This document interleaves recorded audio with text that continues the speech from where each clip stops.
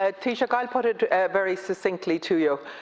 We need a beef regulator, we need the 30-day rule abolished, and we need the four-movement rule abolished immediately. They make no sense whatsoever. I do want to thank Carl Nolan and the Rural Independent Group for bringing forward this motion today. It's crucially important for the people that I represent in Mayo.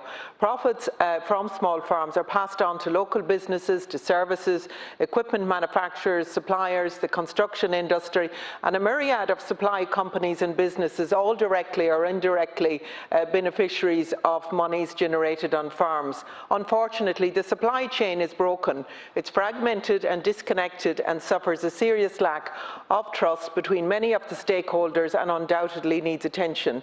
We need an independent beef regulator with proper powers. The factory bonuses, like I said, the 30-month rule and the four-movement rule are designed, as Matt Carthy said, as penalties.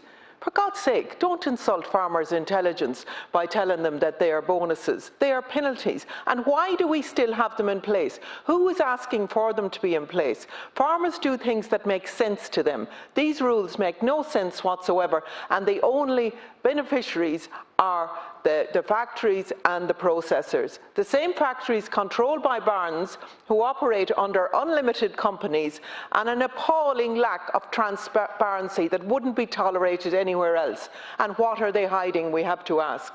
Yet the beef farming is in a constant battle for survival.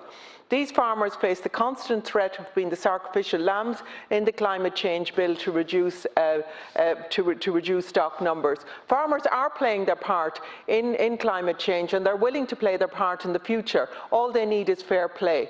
We are well placed to produce some of the finest quality beef in the world with exceptional environmental credentials, grass-fed, extensively grazed as part of an agricultural ecosystem developed over thousands of years, mixing livestock and crops managed as family businesses in harmony with the environment and not as huge feedlots or monoculture as we observe in many parts of the world. However, a word of caution for this government: a healthy ecosystem, a healthy environment, birds, fish, trees and wildlife will not guarantee the survival of the family farm, but a healthy, profitable farm can guarantee the survival of a healthy ecosystem. Deputy Martin Kenny.